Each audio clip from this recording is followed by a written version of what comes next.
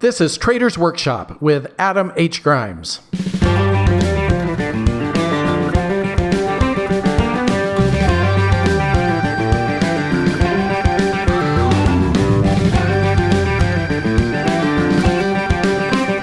Hello and welcome to episode 8 of Traders Workshop, Just Do It.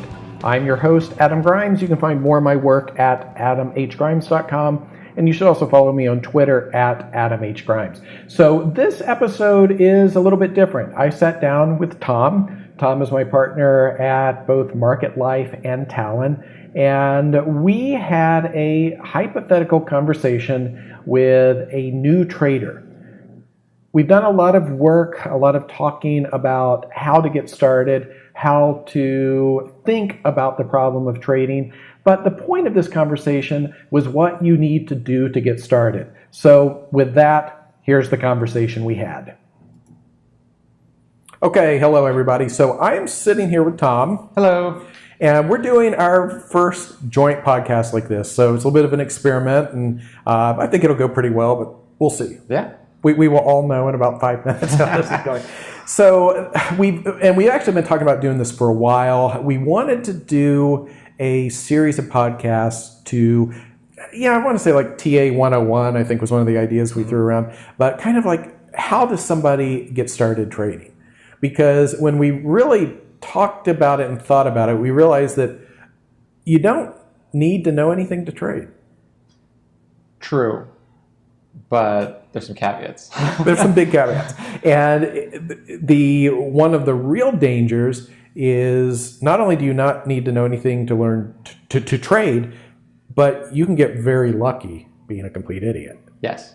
And I tell the story sometimes about, I knew a kid who his father gave him a sizable trading account. He made almost $1 million with no knowledge, no skills. I think what he was doing was he was just buying out of the money options, and on Google, it was on Google, and it was the right time to be doing that. And I mean, I guess there's been a lot of right time to do that with some stocks, and so in this guy's mind, he feels that he's a master trader, and he has the numbers to back it up. And the problem, of course, is he didn't really understand anything that he was doing, and he actually bled away half of that, most of $1 million account, ended up paying for his college and having a good deal of money left over. But I'm guessing he's going to go through the rest of his life. His father cut him off from trading. He's going to go through the rest of his life thinking, I'm a master trader. My father stopped me trading. And we know stories like this over and over and over. Tom and I met at a big prop firm in New York. Mm-hmm. And we knew people there who were trading AIG or what's some other, they were trading big stocks in the financial crisis. Yeah, some of the banks, like before the crash, like Lehman and stuff like that. Some of those into the crash, and I think some of them have been trading oil and different. And so, these traders considered themselves senior, experienced traders, but they really only had a few years of experience in a very unusual environment. And I think with no exceptions I can think of, none of those people are in the business anymore. Probably not, no. Yeah, so the purpose of this short series of podcasts is we want you to be able to be in the business for a long time. And we want you to come away from today's episodes and the other episodes we do with some things that you can start doing. Because not just ideas, not things you can think about, but some things you can start doing to, if you're completely an experienced trader, where do you get started? If you are a semi-experienced trader and you want to head in a different direction, how do you kind of retool that? So how did you get started? I got started in my late teens just because I liked strategy games and the stock market looked like a big strategy game to me. Yep. So, I had some money saved and I opened up an Ameritrade account and started buying tech stocks in 1999. Time and place. So, no, don't worry. I held them through 2000. So, yeah. And I think Also, I knew many, many people who had great success through 98 and 99. And then I saw over the next 10 years people trying to replicate that success and gradually falling away. And some of these stories, you know the stories, like people opening accounts with $2,000 and $3,000, and in the space of a few months they had $500,000. Yeah. Like that happened for real. And if the point is, that's not really not only is that not a reasonable expectation, but if you have that experience, I kind of think you're screwed. It's not a repeatable strategy. Right. Yeah. But it's a strategy you're going to anchor to. Correct. And it's a strategy you're going to try to get back to, even though there's just no way. When you have that kind of early success, and then you suffer some setbacks, people tend to double down on the initial strategy that worked. Right. And then it doesn't go so well. Right. And I've had, the numbers are kind of staggering. I've had over the years so many people say, can you help me learn to trade? I've lost, and then sometimes millions of dollars. Whew. I think probably the most I heard, a guy made $2.5 million in 99 and then lost $6.5 million after that. Oh, wow. Yeah. So what we want you to do, though, is to be able to build an understanding of this game, which means you got to understand what it really takes to make money in the market, and then know how to go about building a long-term career. Because that's really how I think about it. You want to be in this business for as long as you want to be in this business. You may reach a point where you want to cash out your chips and go live on an island or a boat somewhere and just call it done. Like that's okay. But if you want to do this 10, 20, 50 years, we want to give you the foundation to do it. You want to have the skills so no matter what the market condition is, you're not going to blow up. Right. Yeah. Or not only market conditions, yes, but even like how do you deal with new markets like cryptos that popped on the scene here a few years ago. And actually I think that's that's something we need to think about, that over the course of decades, when I started trading in the mid-90s, people were still talking about pork bellies. That used to be the that was the go-to. Well, it was the the sports car, like people think of the S&P 500 today. It was pork bellies, and you always had to tell people what a pork belly was, and it's basically what they cut bacon off of. If you don't know, actually, I guess now people eat pork bellies, so we know what it is. But back in the 90s, nobody had any idea. You always had to have a huge discussion and point to your stomach where the pork belly would actually be, and everybody's all grossed out. But pork bellies delisted, and people had to learn to trade new markets. And same thing happened like Deutsche Marks. When's the last time you traded the Deutsche Mark, right? Yeah. Markets change, things change. It's so funny, the stories people tell. I had a guy who I was at a bar, and a trader was trying to tell me what a great trader he was, and he was telling me this. I'm not making this up, about his successes trading the euro in the late 80s. Yeah. Yeah. Some questions there. Be careful the stories you tell people. So no matter what markets change or what markets there are, you need the skills to do it. So let me throw this. I'll tell you, Tom and I didn't really plan this. We sat here and we thought, well, should we kind of... That may be obvious by the end. Yeah, maybe you're getting some idea of that now. So what you're going to see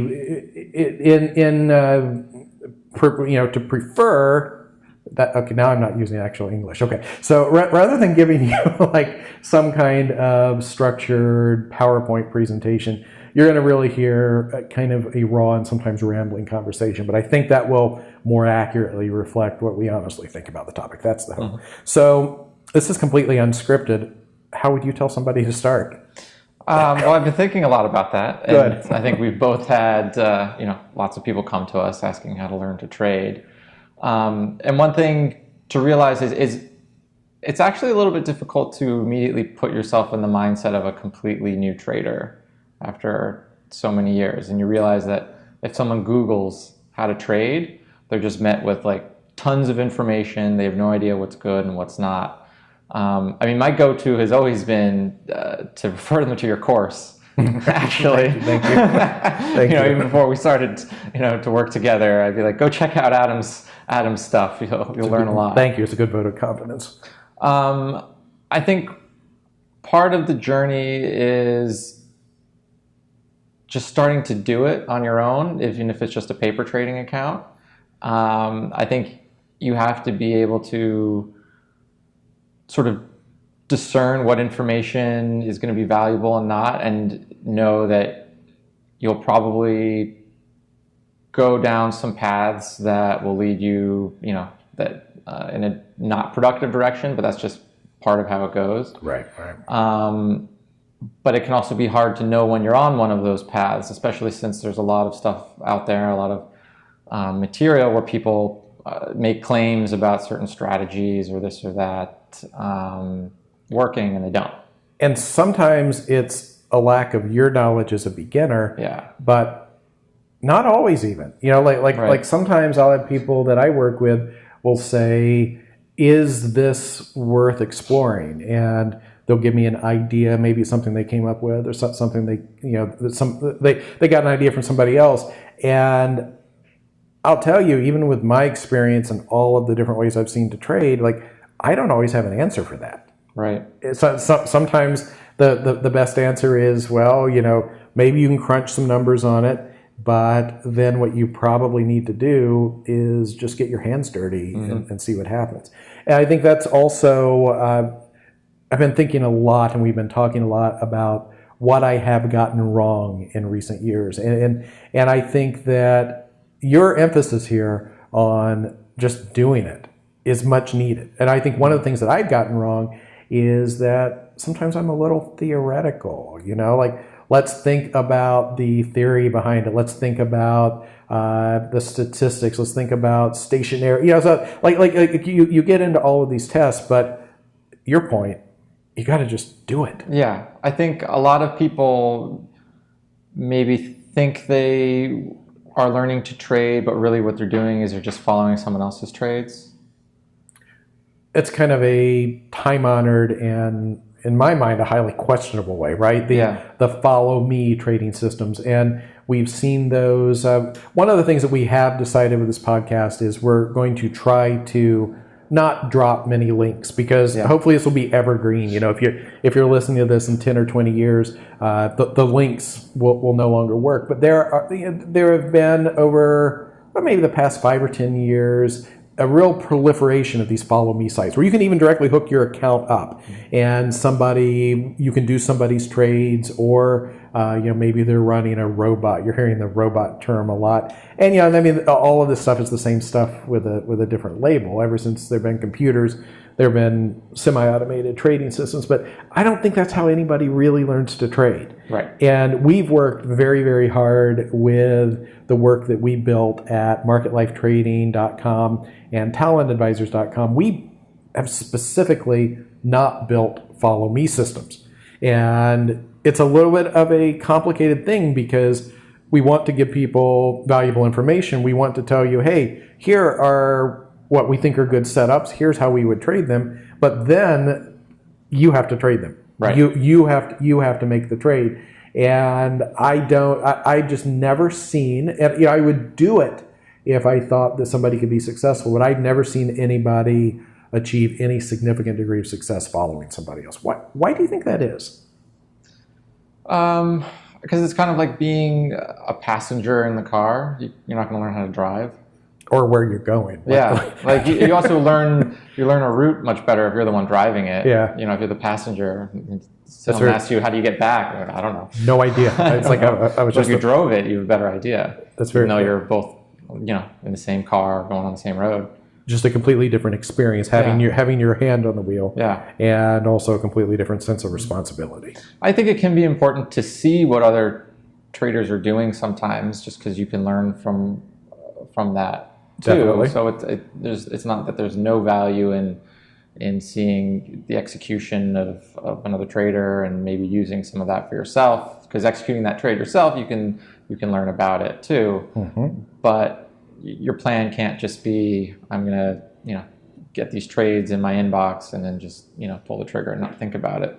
I guess there's kind of two levels to think about that. So there's following somebody's trades, seeing what they do, but then there's also understanding the thought process behind it, Right. which people would say like modeling successful traders. And I know it's a big part of NLP, which is to me kind of a questionable discipline.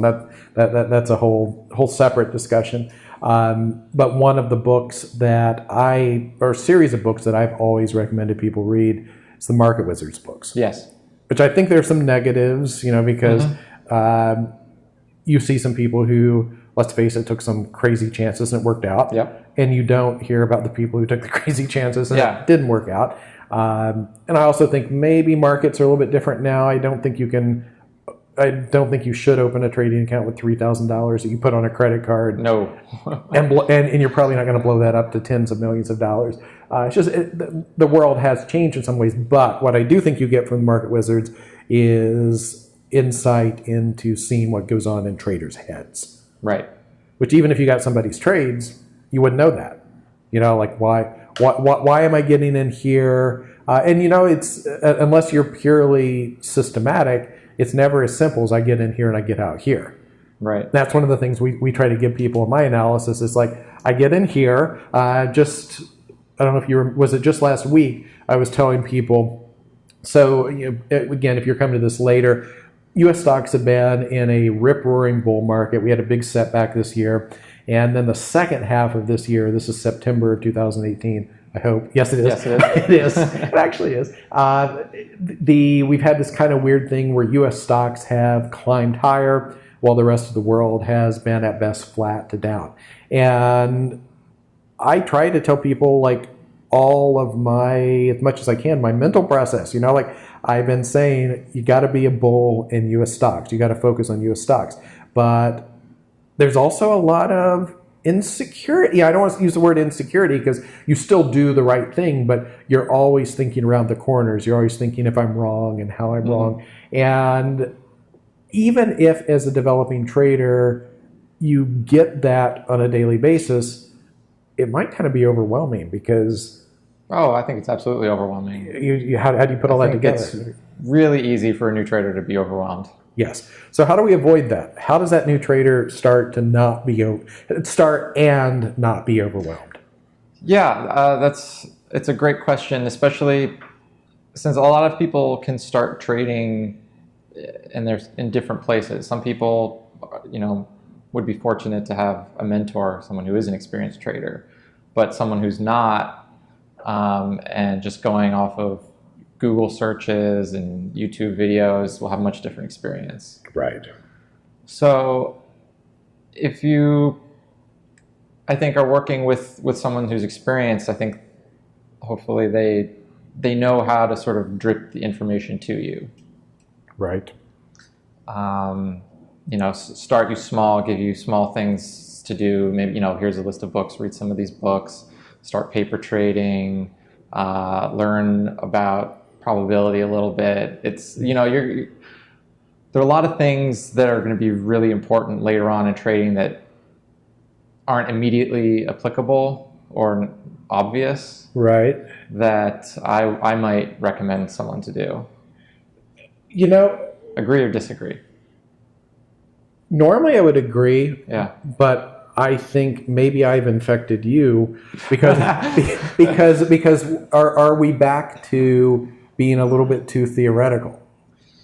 Maybe. Because, that's why I think it's important to start doing it a little bit too at the same time. Right. Start paper trading, or, if you have a few $1,000s to spare that you're basically going to kiss goodbye, just start doing it a little bit. Which that's very important. That's a very important asterisk that you are going to kiss goodbye because you're probably going to lose the money that you put up tuition. And I think about the way I would tell somebody just what you did, that it's this idea of like if you want to fly an airplane, you go to ground school first, right? Mm-hmm. And you spend some time learning from a book before you ever get in a plane. But then I think about how I started trading, and my ground school was very short. And I've talked about this elsewhere, but I basically bought what was probably a scam. It was based on 1, 2, 3 bottoms, which was where the market went down. That's your 1. and then bounced up, and that was your 2, and then made another low. Now the 3 could either be higher or lower than the number 1, and then you would look to buy it there. So that was my entire knowledge of technical analysis. That, and I had a secondary plan, which was when the 1, 2, 3 bottom predicted the reversal of the market. So you understand, this is the ultimate low. So as the market continued to go up, I would use my funds to pyramid in, and I would eventually be able to control the entire soybean market. That was my dastardly plan to start trading.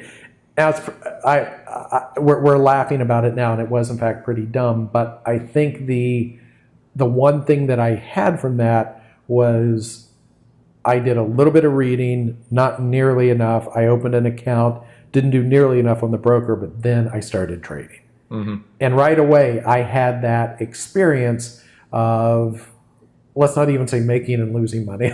I like to joke that I'm the unluckiest trader in the world because every time I've done something stupid, I've lost money, but we know that I've actually been very lucky. But I did, from the very beginning, I was putting trades on. And then that account blew up so quickly that, I kind of expected it. But there was still, I remember this, it was like this cartoon experience, and the dust is settling after the bomb blew up. And I was kind of like, what just happened? And then I realized, well, obviously that plan was not the ultimate plan, but I like this. I was hooked. And I think if somebody had thrown textbooks at me and said, here, learn this, I don't think I would have had quite that same experience. But then I was hungry for the textbooks after that.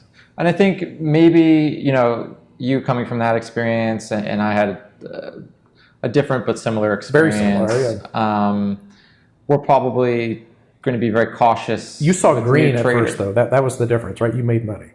A little bit, yeah. Mine was quite different. Mine was red several times. But yeah, so it's the... I think we might be a little cautious, recommending sort of a strategy for a new trader because we obviously don't want them to go through that. Right. But maybe there is value in that kind of experience as long as it's sort of contained to a manageable level. Could you replicate it with paper trading? No.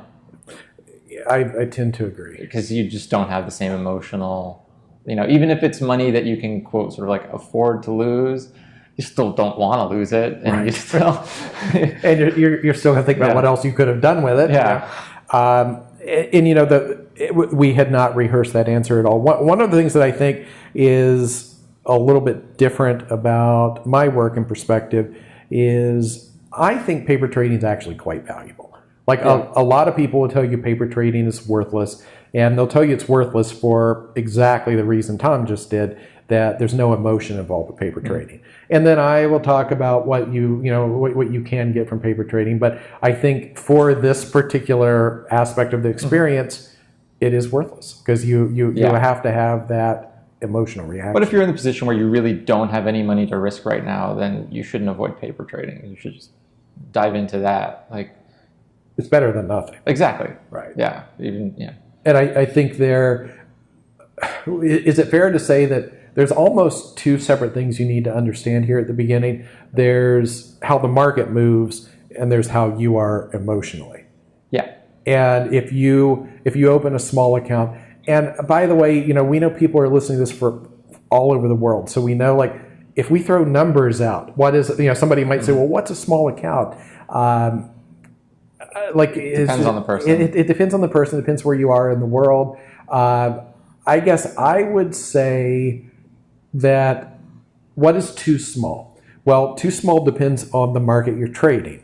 Because I want you to be able to trade several times and be wrong and not be blown up. Yeah. If you are in a situation where, I don't even know if you can do this anymore, maybe you've seen, can you still open a $500 account and day trade the S&P 500? Is that possible? Futures. Oh, geez. I haven't done anything like that in a long time. But there used to be brokers who would do that. I don't even know, how that worked legally. I think the day trading rules are pretty tight in the think U.S. So, particularly in stocks, maybe not. I mean, there's a lot of new ways you can sign up for stock trading accounts. There's all sorts of apps and things that even waive the commissions. So, Right. But you're paying in some way. Yeah. But what I was thinking was that an account is too small if you can't trade.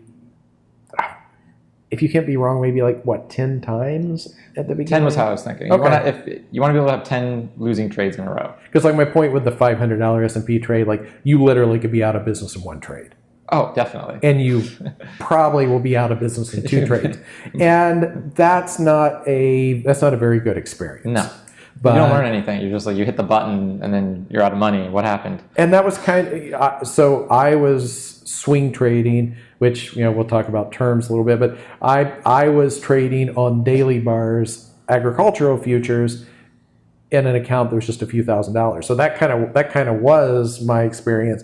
You push the button and it's like that South Park episode, and it's gone. And it's gone. Right, exactly. It was literally 2 or 3 trades that it was blown, and you don't want to be like that. So you want to think about markets where you can be, and I've talked about this before, very granular. So maybe currencies are good, maybe individual stocks could be good. Yeah, probably want to stay away from futures, and you also want. So that's one aspect. You want the account to be big enough that you can trade several times, but you also want the amount of money to be small enough that if you lose it, you're not going to feel horrible about it. It should be, I would say it should be a meaningful amount of money, but there should be an amount of money that you might consider directing to some other entertainment purpose. Is that a good way to think about it? If you are at the beginning risking money that's going to put you out of a car payment or insurance. There's your rent. No. Right. No, you can't do that. This is going to be hard enough, and you add that, it's too much. So, okay, we have a correctly sized account, and then what? Well, what would you say to someone? Let's say you're only going to be able to have one conversation with someone who says, I'd like to learn how to trade. How do I start? Oh, we've never done this like this. Oh, okay. Right, because that changes it a little bit, because you're not going to be able to really follow up with this. Right, none of this go do this and come back. Okay, I guess ideally then you'd have to spend the day with the person and have this whole curriculum and outline. But let's say you're on the street, you're having a quick conversation. I get asked when people hear what I'm doing, what we're doing, what's the one piece of advice? And I always cringe a little bit, because there's not one piece of advice. Right. And if I tell you one thing I know, there's 10 others I'm leaving out. God, it's such a good question. Why have I never thought of this question before? That's a great way to ask it. I love it. Okay, so, and then you have to answer this too. You can think about it. I would tell them, and I'm going to make my answer so good there's nothing you can possibly add. So please do. So I would tell them that the biggest thing that I keep coming back to at the beginning is that if you are successful, you're going to be successful through a lot of small bets. That everybody thinks it's swaggering up to the table and putting all your chips on one bet, and that's how you'll make money. And there may be times where you kind of adjust your risk, but over the course of a career, you're going to be making lots and lots of bets. So you want to figure out how you can, to use an American baseball analogy, you hit a lot of singles. You want to get on base a lot. That's one thing I would tell them. I would tell them that most critically, it takes a while to learn to do this. That the learning curve really is 3 to 5 years. I just had a conversation with a guy who considers himself a complete failure because he has gotten to the point where he is not losing money. He's slightly green, but in his mind, given the time and effort he's put into this is a complete failure. He's 2 years into the learning curve. Well, I don't know if he heard my message, but I said, you got to figure this is going to take 3 to 5 years. He's on track. Yeah, you're actually probably ahead of the game. So small bets, long learning curve. I would, of course, because I am me, I would emphasize the importance of having some edge in the market, meaning that these small bets will come up in your favor. I would tell this person, and notice I said him by reflex. That's a whole separate discussion because this is an incredibly male-dominated industry. But man, I hate to tell you, the relatively few women who are interested in this business tend to do far better than we do. They have a much higher success rate. So if the person happens to be female, I would say you already have a much higher chance of success. And that's maybe kind of the fourth point. Where was I before I got cited? See, this is what I was talking about at the beginning of the podcast. Yes. I speak in multiple parentheses, and now I have no idea. You're going to have success over several. It's going to be 3 to 5 years. 3 to 5 years. And then you were talking about the trader who was at like break even after 2. It's going to be success over many small bets. Many small bets. Yeah. And you have to have an edge. That's where we were. The edge. That. Otherwise, you are just going to grind away your money. You're going to lose to transaction costs. Now, I would say that edge can come from lots of different ways. That the edge could very well be technical. It could be a trading system that you write. It could be something that's a completely automated set of rules. It could be fundamental. Maybe you become a supremely skilled political analyst and you can predict what politicians are going to do. Good luck. But maybe you could. There are lots and lots and lots of different ways to make money in the market, but it's probably going to take you a few years to find one. And then the fourth thing I would tell the person is that your ultimate success over many years depends both on this method and on you.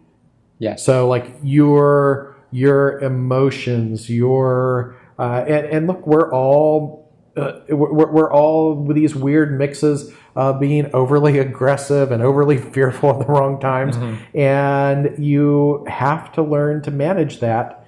And unless you can manage yourself, you're probably not going to be able to pull consistent money out of the market. Oh, and I guess I also would give them a fifth thing. That I hope this isn't just like a street corner conversation while we're waiting for the light to change. I would say, success in the market. So many people are lying to you when they say, you and I were just discussing this the other night. You're not going to open that $3,000 account and get fabulously rich from trading that account. You're not going. This idea that you can open a small account and make a lot of money from a small account. No, you can generate a reasonable percentage return from any size account, but you're not going to get rich from trading a very small amount of money. So I would also moderate the person's expectations. And if they do what you and I did at the beginning of this podcast and go to Google, they're going to find a lot of people lying to them because they don't have your best interest in mind. They're trying to sell their trading education. Yeah. Absolutely. So that's my answer. What would you tell the person in one conversation? How do I follow up that? And we're going to become like this. This is such a good question. Like, this is a good way to frame it. We're going to be revisiting this. Okay. Well, maybe I'll just expand a little bit on what you said, so I don't repeat too much. Okay. Yeah. If you want to repeat something, or maybe I'll just emphasize some of the things that I have told people who have asked me what to trade. So I definitely emphasize the risk management aspect of it to people, that you want to be able to lose, 10 times in a row and still have an account to trade with. Right. And that means you have to know how much you're risking on each trade. Small bets. So that right there, I think, will hopefully keep someone in the game long enough that they'll be able to absorb a lot of other knowledge. Yeah. Really, a lot of like when I talk to people, what I'm trying to do is give them information or the tools just to last long enough so that they can learn enough to sort of climb the mountain. A certain amount of it is like kind of, I don't even know what the word. It defies. Like when we talk about this, it gets kind of philosophical. It gets kind of like Eastern philosophy, or like you think about the stereotypical ways of learning a martial art or something like that. And it's easy to veer into that kind of thinking because a lot of this is really, you can't nail it down on a spreadsheet.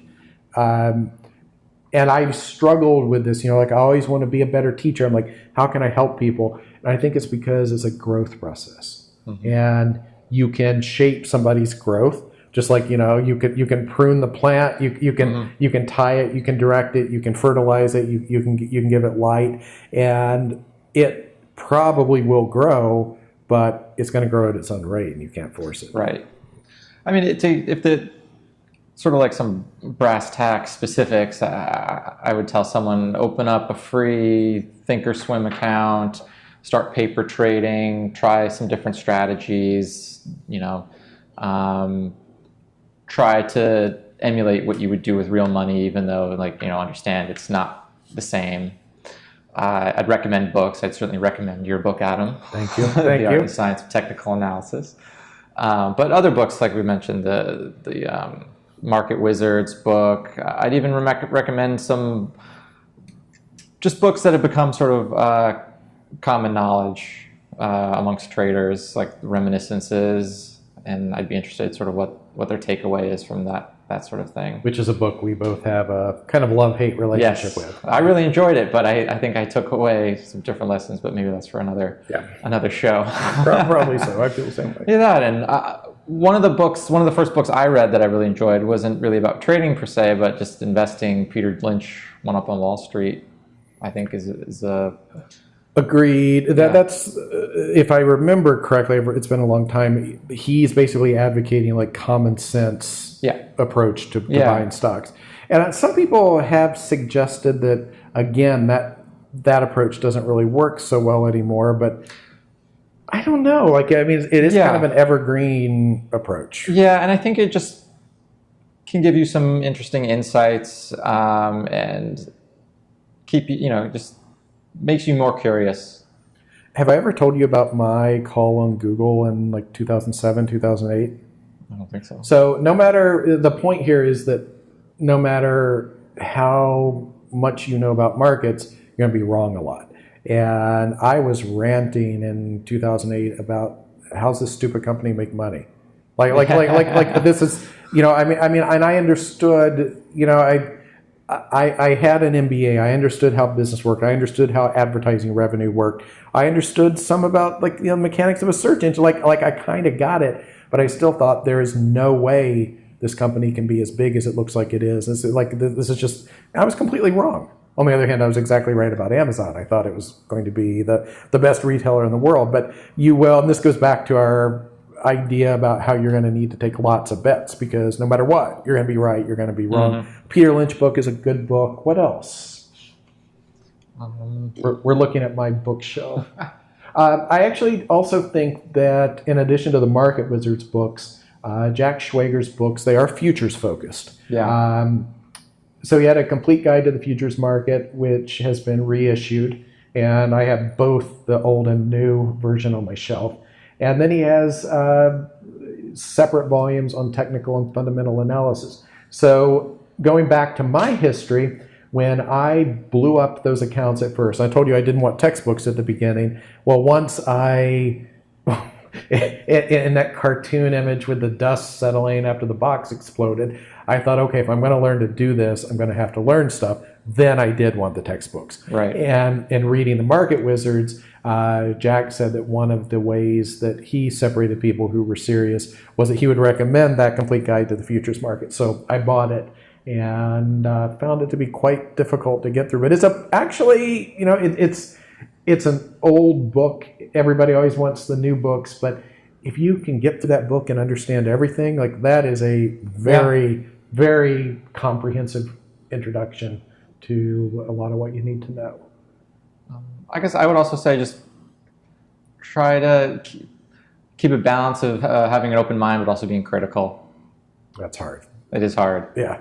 But just because someone says something works, don't believe them. Let's start the next episode there. So let's kind of wrap up with, so for the new trader, what do you need to do? Well, you got to think a little bit about what you want to trade. And there are a lot of possibilities. And I just did a podcast on that, so we didn't rehash that. But, stocks, currencies, there's so many possibilities. I think you probably want to avoid options at the beginning. Yes, because there's a whole other learning curve for how options work. It's complexity on top of complexity. And then open a small account. Yep. Or a paper trading account if you can't. Though we think it's probably for the new trader having that emotional experience. If you have the money, But absolutely, I almost jokingly said, open the account and plan to lose it, which... Well, that's not a joke. Okay, it's not a joke. That's not a joke at all. And then at the same time, work on your education. And we'll be back to do another episode like this where we dig into some of the nuts and bolts of technical analysis, probably in a degree of specific depth that we haven't really done before. So let's wrap up here. All right. So I hope you enjoyed that podcast. If you want to see more of my work, as I said, you can find my blog at adamhgrimes.com. That's kind of a good central hub where you can find my other work. You can find my daily market analysis at marketlifetrading.com. And you also can follow me on Twitter at AdamHGrimes. If you enjoyed this podcast, please subscribe, leave a review. Thank you very much. We'll see you back soon for another episode.